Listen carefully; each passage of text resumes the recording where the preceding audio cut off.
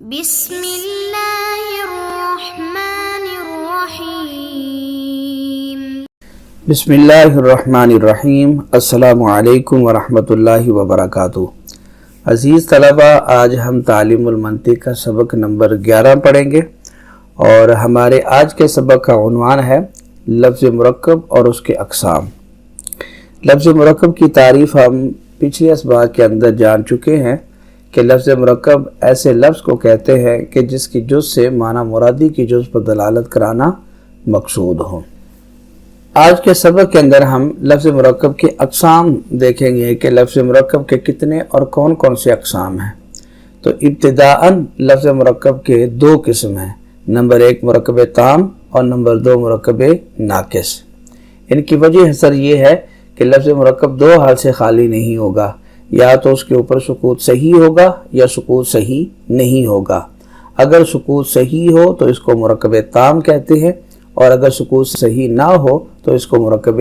ناقص کہا جاتا ہے۔ اس وجہ اثر سے ہمیں ان کی تعریفات بھی معلوم ہو گئیں کہ مرکب تام ما کہتے ہیں ما یصح السکوت علیہ، اس مرکب کو کہتے ہیں کہ جس کے اوپر سکوت صحیح ہو۔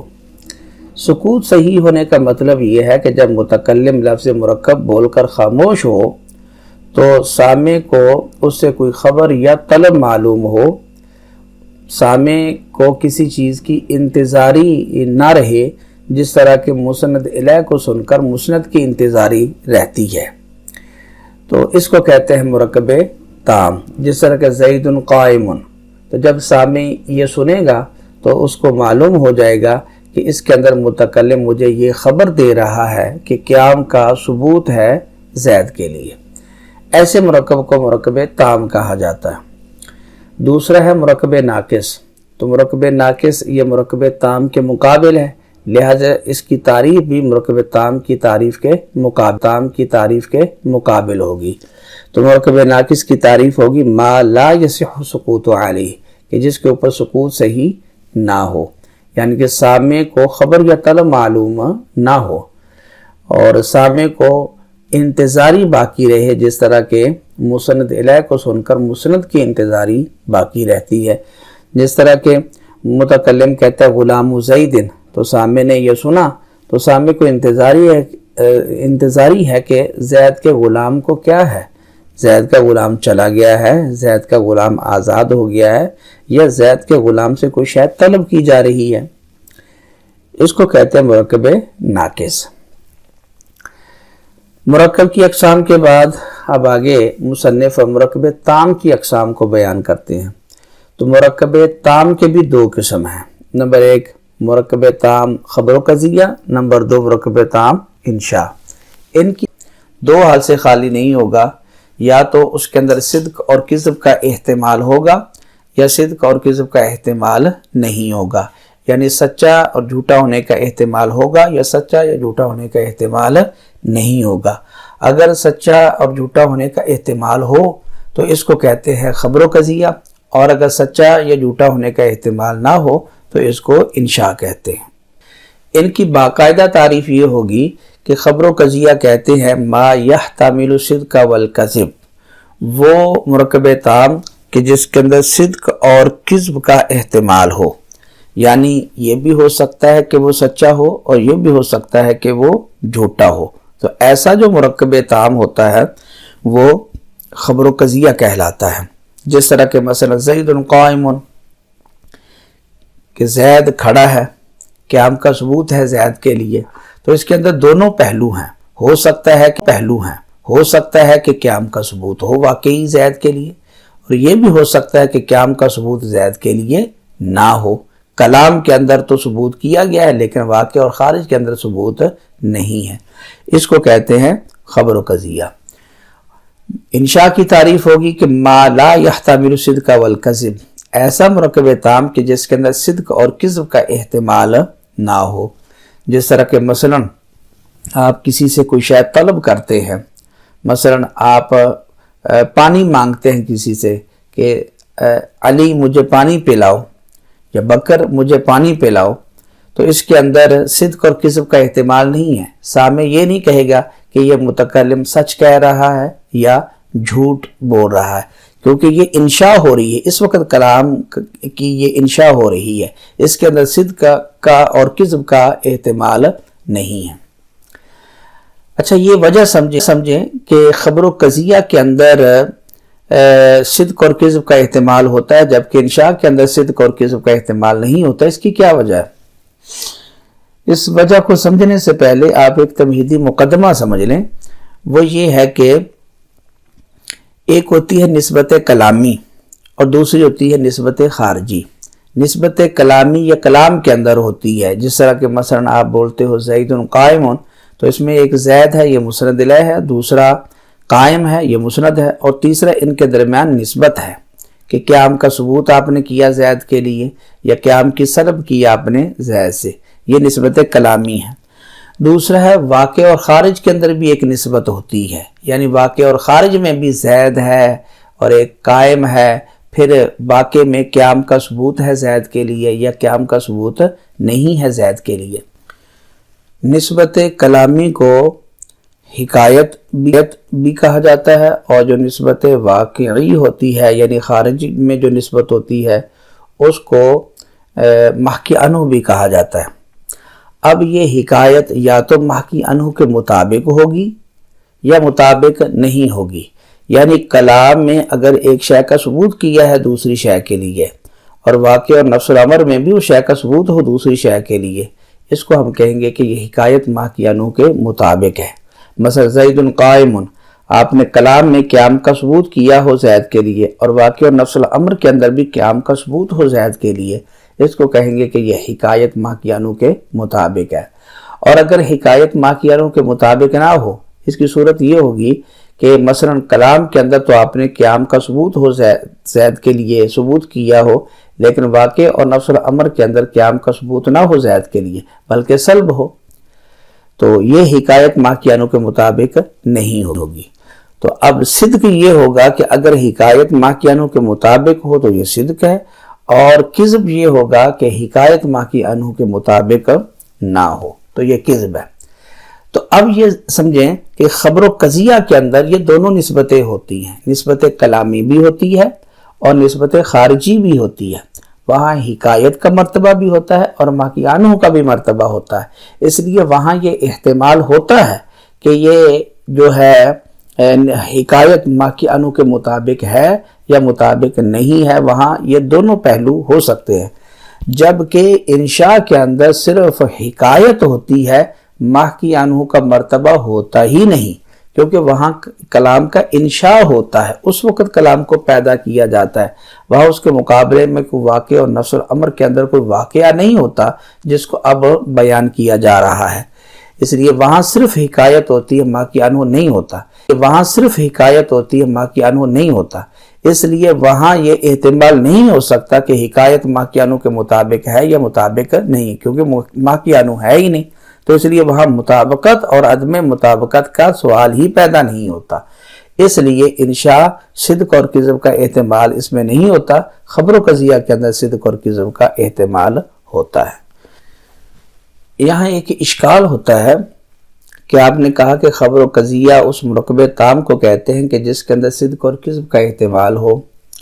تو اس پر یہ سوال ہوتا ہے کہ مثلا هو اللہ احد، قرآن شریف کے اندر جتنے بھی قضایا خبریاں ہیں، جتنے بھی قضیے ہیں، تو پھر ان کے اندر تو صدق اور کذب کا احتمال ہوگا۔ مثلا هو اللہ احد الحمدللہ رب العالمین، یہ بھی ایک قضیہ ہے، تو اس کے اندر بھی صدق اور کذب کا احتمال ہوگا، حالانکہ یہ تو خدا تعالیٰ کی کلام ہے، اس صدق ہی صدق ہے۔ اسی طرح مثلا السماء فوقنا، آسمان ہمارے اوپر ہے، یہ بھی خبر و قضیہ ہے، اور آپ کی تعریف کے مطابق اس کے اندر صدق اور کذب کا احتمال ہونا چاہیے، حالانکہ السماء فوقنا یہ تو صدق ہے، اس کے اندر کذب کا احتمال ہو ہی نہیں سکتا۔ تو یہ اعتراض ہوتا ہے یہاں۔ اس اعتراض کا یہ جواب یہ ہے کہ یہ جو الحمدللہ رب العالمین آپ نے کہا کہ یہ سچ ہی سچ ہے، صدق ہی صدق ہے، اس کے اندر کذب کا احتمال نہیں، اور اسی طرح السماء فوقنا اس میں بھی صدق ہی صدق ہے، کذب کا احتمال نہیں، تو یہ اس وقت ہے کہ جب ہم خصوصیت کا اعتبار کریں گے، یعنی الحمدللہ رب العالمین کی اس کا قائل چونکہ اللہ ہے اور اللہ کے کلام کے اندر کذب کا احتمال ہو ہی نہیں سکتا، تو اگر ہم یہ خصوصیت کا اعتبار کریں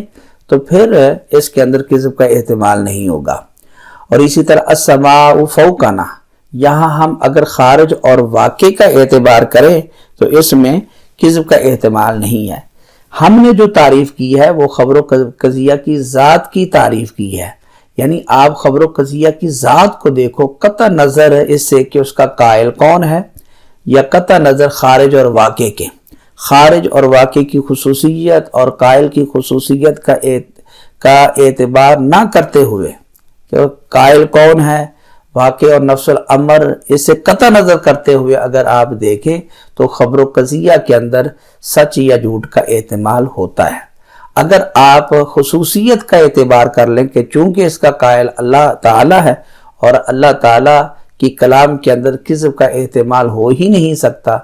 یا السماء فوقنا اس میں واقع کو اگر آپ دخل دے لیں نفس الامر کو تو پھر اس کے اندر کذب کا احتمال نہیں ہے۔ ہم نے جو تعریف کی ہے وہ خبر و قضیہ کی ذات کی تعریف کی ہے، یعنی کہ قطع نظر خارج سے اور قطع نظر اس سے کہ اس کا قائل کون ہے۔ تو یہ تھے مرکب تام کے دو اقسام، خبر و قضیہ اور انشاء۔ آگے مصنف انشاء کی تقسیم کرتے ہیں۔ انشاء کی بھی دو قسم ہیں، نمبر 1 طلبی، نمبر 2 غیر طلبی۔ وجہ حسر یہ ہے کہ انشاء دو حال سے خالی نہیں ہوگا، یا تو باعتبار وضع کے طلب فعل پر دلالت کرے گا، یا باعتبار وضع کے طلب فعل پر دلالت نہیں کرے گا، یعنی وضع کے اعتبار سے اس میں طلب پائی جائے گی یا باعتبار وضع کے اس میں طلب نہیں پائی جائے گی۔ اگر باعتبار وضع کے طلب ہو تو اس کو کہتے ہیں انشاء طلبی، اور اگر باعتبار وضع کے اس میں طلب نہ تو تنبیہ بھی کہا جاتا ہے۔ انشاء طلبی کی آگے 3 قسمیں ہیں، امر، دعا اور التماس۔ وجہ حسر، چونکہ آپ نے دیکھا کہ انشاء طلبی کے اندر طلب پائی جاتی ہے تو اس طلب کی 3 صورتیں ہو سکتی ہیں، یا تو یہ طلب مال استعلاء ہوگی، یعنی بڑائی کے ساتھ ہوگی، یعنی اپنے آپ کو بڑا سمجھ کر کسی سے کوئی شے طلب کی جائے گی، یا باعتبار مال خضوع ہوگی، یعنی کہ آپ عاجزی کے ساتھ اور اپنے آپ کو چھوٹا سمجھ کر دوسرے سے کسی شے کا مطالبہ کیا جائے گا، یا مع تساوی، یعنی برابری کی بنیاد پر اپنے آپ کو دوسرے کا برابر سمجھ کر اسے کسی شے کو مانگا جائے گا، طلب کیا جائے گا۔ اگر طلب مال استعلاء ہو، یعنی اپنے آپ کو بڑا سمجھ کر دوسرے سے مطالبہ کیا جائے، کوئی شے طلب کی جائے، اس کو کہتے ہیں امر، اور اگر دوسرے سے طلب کی جائے مال خضوع، یعنی کہ عاجزی کے ساتھ اپنے آپ کو چھوٹا سمجھ کر، تو اس کو کہتے ہیں دعا، اور اگر برابری کی سطح پر طلب کی جائے تو اس کو کہتے ہیں التماس۔ مصنف نے یہاں ایک نوٹ ذکر کیا ہے کہ مصنف کہتے ہیں کہ تنبیہ میں امر و نہی کے علاوہ انشاء کی باقی اقسام داخل ہیں، جیسے تمنی، ترجی اور ندا وغیرہ۔ یعنی اس کا مطلب یہ ہے کہ آپ نے نحو کے اندر انشاء کے 10 قسم پڑھے، امر، نہی، استفہام، تمنی، ترجی، عقود، ندا، عرض، قسم اور تعجب۔ تو ان میں امر اور نہی یہ امر طلبی ہیں، انشاء طلبی ہیں، پھر اس کے اندر دعا التماس بھی امر کے اندر آ جائے گا، اور ان کے علاوہ باقی جتنے اقسام ہیں امر اور نہی کے علاوہ، یعنی استفہام، تمنی، ترجی، عقود، ندا، عرض، قسم، تعجب وغیرہ، یہ جتنے بھی اقسام ہیں باقی، یہ سارے کے سارے تنبیہ کے اندر داخل ہیں، یعنی امر اور نہی یہ انشاء طلبی ہوگا، اور ان کے علاوہ باقی جو 8 اقسام ہیں انشاء کے جو کہ نحو کے اندر آپ نے پڑھے ہیں وہ تنبیہ کے اندر داخل ہے، یعنی انشاء غیر طلبی کے وہ اقسام ہیں۔ یہ تھی مرکب تام کی بحث، مرکب تام اور اس کے اقسام، پھر مرکب تام کی قسم، انشاء کے آگے اقسام، اور انشاء کے پھر آگے تقسیم کی گئی انشاء طلبی اور غیر طلبی۔ تو مرکب تام کی بحث کے بعد اب مصنف مرکب ناقص کی بحث کرتے ہیں کہ مرکب ناقص کے دو قسم ہیں، نمبر 1 مرکب تقییدی، نمبر 2 مرکب غیر تقییدی۔ وجہ اثر یہ ہے کہ مرکب ناقص دو حال سے خالی نہیں ہوگا، اس کی جز ثانی جز اول کے لیے قید ہوگی، کیونکہ مرکب ہے کم از کم 2 جزیں تو ہوں گی۔ جز ثانی کو دیکھو کہ جز ثانی جز اول کے لیے قید ہے یا قید نہیں ہے۔ اگر جز ثانی جز اول کے لیے قید ہو اس کو کہتے ہیں مرکب تقییدی، اور اگر جز ثانی جز اول کے لیے قید نہ ہو تو اس کو کہتے ہیں مرکب غیر تقییدی۔ مرکب تقییدی کی باقاعدہ تعریف یہ ہوگی کہ ایسا مرکب ناقص جس کی جز ثانی جز اول کے لیے قید بنے، جس طرح کہ غلام زید، زید کا غلام۔ تو اب یہ جو زید ہے یہ جز اول یعنی غلام کے لیے قید ہے کہ اب یہ غلام مطلق نہیں ہے بلکہ یہ غلام مقید ہے، یعنی کہ زید کا غلام۔ اور رجل عالم یعنی عالم آدمی، تو آدمی یہ عالم کی قید کے ساتھ مقید ہے۔ اگر عالم کی قید نہ ہوتی تو مطلق چاہے وہ عالم ہوتا چاہے عالم نہ ہوتا، لیکن جب عالم کہا تو اب یہ مقید ہو گیا ہے آدمی عالم والی صفت کے ساتھ۔ تو یہاں جز ثانی جز اول کے لیے قید ہے، مضاف الیہ یہ مضاف کی قید ہوتا ہے اور صفت یہ موصوف کی قید ہوتا ہے، تو یہ مرکب تقییدی ہے۔ اور مرکب غیر تقییدی ایسا مرکب ناقص ہوگا کہ جس کی جز ثانی جز اول کے لیے قید نہ بنے، جس طرح کہ فی الدار، یہ مرکب تو ہے فی اور الدار اور ہے بھی ناقص کیونکہ اس کے اوپر سکون صحیح نہیں ہے، اور اس کی جو جز ثانی ہے یعنی کہ دار وہ جز اول کے لیے قید نہیں ہے، دار میں گھر میں تو یہاں قید نہیں ہے جز ثانی جز اول کے لیے، اس لیے اس کو کہیں گے مرکب غیر تقییدی۔ عزیز طلبہ یہ تھا ہمارا آج کا سبق۔ آج کے سبق کے اندر ہم نے ابتداءً مرکب کے دو اقسام تام و ناقص پڑھے، پھر مرکب تام کے آگے اقسام خبر و قضیہ اور انشاء، اور انشاء کے پھر آگے 2 قسم طلبی اور غیر طلبی پڑھے، اور آخر میں ہم نے مرکب ناقص کے اقسام تقییدی اور غیر تقییدی کو دیکھا۔ امید ہے کہ آپ آج کا سبق سمجھ گئے ہوں گے۔ آپ سے التماس ہے کہ آپ سورۃ الفاتحہ کی روشنی کے اندر مرکب تام اور مرکب ناقص اسی طرح خبر و قضیہ اور انشاء کا جدول تیار کریں، یعنی مرکب تام کا ایک جدول اور مرکب ناقص کا ایک جدول، پھر خبر و قضیہ کا ایک جدول اور ایک انشاء کا جدول۔ سورۃ الفاتحہ کے اندر دیکھیں کہ کون سا مرکب تام ہے کون سا ناقص ہے، اور پھر مرکب تام کی قسم وہ خبر و قضیہ ہے یا انشاء ہے۔